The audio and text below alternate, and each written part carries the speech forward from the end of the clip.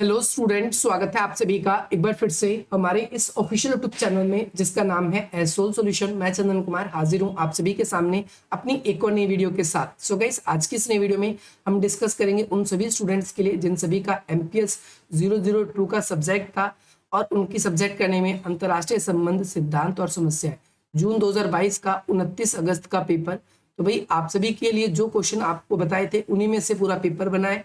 और यहाँ पर आप सभी ने हमको यहाँ पर ये डिस्कस करना है कि आप सभी ने जो क्वेश्चंस के आंसर्स लिखे हैं उसके अंदर सही लिखे हैं या नहीं, और आप सभी को क्या लिखना था यहाँ पर हम इसको डिस्कस करेंगे। फॉर फर्दर जो भी स्टूडेंट्स जून 2022 का पेपर देखना चाहते हैं एमपीएस 002 का क्या क्वेश्चन आया था, ये उनके लिए भी आगे के लिए इंपॉर्टेंट होगा। चलिए स्टार्ट करते हैं। तो हर बार की तरह आप सभी को पता है कि 2 खंड में विभाजित होकर आया है, जिसमें से एक खंड में से आप मिनिमम को 2 क्वेश्चन करने ही है और मैक्सिमम आप चाहो तो 3 कर सकते हो। अब यहाँ पर पहले खंड में सबसे पहला क्वेश्चन सबसे लड्डू क्वेश्चन है, और ये क्वेश्चन ऐसा है कि ये बच्चा आंख मूंद के भी कर देगा कि अंतरराष्ट्रीय संबंधों की प्रमुख अवधारणा का वर्णन करना है। प्रमुख अवधारणा इसके अंदर आप सभी को उदारवादी यानी आदर्शवाद, आप सभी को इसके बाद में यथार्थवाद, आप नव उदारवाद और नव यथार्थवाद भी आपको एक्सप्लेन कर सकते हो। तो यहाँ पर आपकी प्रमुख अवधारणा जो है ये थोड़ी इनको हल्का फुल्का एक्सप्लेन करना था। अगला क्वेश्चन है मार्क्सवादी दृष्टिकोण। तो मैंने आपको बताया था प्रासंगिकता का जो सिद्धांत है वो अंतरराष्ट्रीय संबंध को समझने में कौन सा सिद्धांत है, मार्क्सवादी सिद्धांत है। अगर आपको ये क्वेश्चन नहीं भी आता तो कोई दिक्कत नहीं। अगला क्वेश्चन देखो ये कितना इजी है, इससे भी इजी क्वेश्चन यहाँ पर आप सभी के लिए ये आ गया। वैश्वीकरण पे एक निबंध लिखो। अरे वैश्वीकरण के बारे में जो कुछ जानते थे आपको सब कुछ लिखना था। पहले वैश्वीकरण को एक्सप्लेन करना था कि वैश्वीकरण क्या है।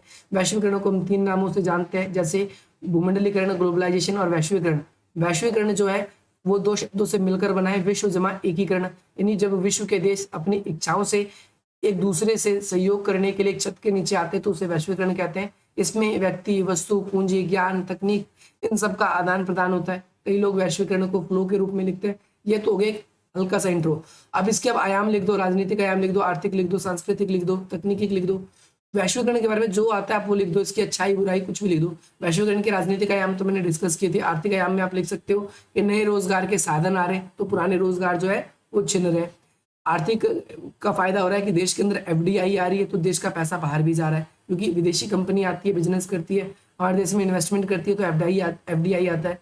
लेकिन हमारे देश में जब भी जैसे आप मैकडोनल्ड्स में जाते हो, केएफसीज में जाते हो, तो वहां पर आपको इन्वेस्टमेंट हुई, आपके देश को तो पैसा मिला है, लेकिन जब आप वहां पर खाकर आते हो, कुछ भी खरीद के आते हो वहां से कुछ भी, तो आपका पैसा जो है वो उनकी कंपनी में चला जाता है, उनकी कंपनी से विदेशों में चला जाता है। तो दूसरा क्वेश्चन आप चाहते हो तो ये बिल्कुल हल्का था क्वेश्चन, आप इसको अटेंड कर सकते हो। सामाजिक सांस्कृतिक आयाम भी लिख सकते हो, इंग्लिश का महत्व बढ़ रहा है, खान पान चेंज हो रहा है, बहुत सारी चीजें आप इसके अंदर लिख सकते थे। इसमें मैंने आपको एम्यूनल वॉलस्टीन का सिद्धांत बताया था, परिधि और केंद्रीय मॉडल। इसमें मैंने आपको परिधि, जिसमें केंद्रीय देश, अर्ध परिधि और परिधि, इसमें मैंने आपको बताया था। एक तो आंद्रे गुंद्रे फ्रैंक के विचार, उसके लिए भी वीडियो आपको मैंने रिकमेंड की थी, वो वीडियो हमने ऑलरेडी बना रखी थी। तो 3 क्वेश्चन अगर आप इस यूनिट से भी करना चाहते थे तो इजीली आप यहाँ से कर सकते थे। अब हम अगले क्वेश्चन की बात करें तो अगला क्वेश्चन आप सब क्या कर सकते थे उसके बारे में भी डिस्कस कर लेते हैं। अब आ चुके हम अपने नेक्स्ट यूनिट पे, नेक्स्ट खंड पे। तो इस खंड में आपसे पूछा गया 2 क्वेश्चन करने थे। तो सबसे पहला क्वेश्चन तो आप लोग यही कर सकते हो कि भाई अंतरराष्ट्रीय संबंध में चीन एक महाशक्ति के रूप में कैसे, इसके बारे में मैंने आप लोगों को इतना बड़ा आंसर बताया था और कल ही आप लोगों के लिए वीडियो अपलोड हुई थी।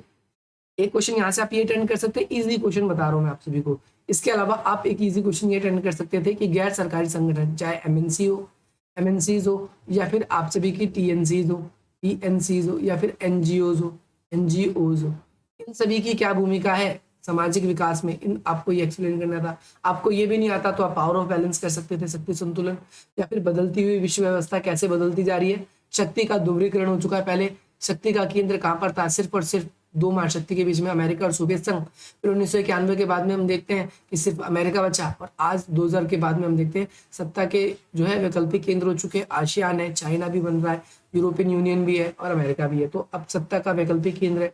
नए नए आर्थिक संगठन ब्रिक्स वगैरह जैसे ये भी बन रहे हैं। तो ये कुछ ऐसे टॉपिक्स थे जो आप बिल्कुल आसानी से कर सकते थे, और मुझे ऐसा लगता है कि आज का ये पेपर जो आप सभी का बहुत अच्छा गया होगा। और आप सभी का अब जो अगला पेपर है, आप अगला पेपर के लिए जो प्लेलिस्ट ढूंढ रहे हो तो आप लोगों के लिए प्लेलिस्ट बना दी गई है।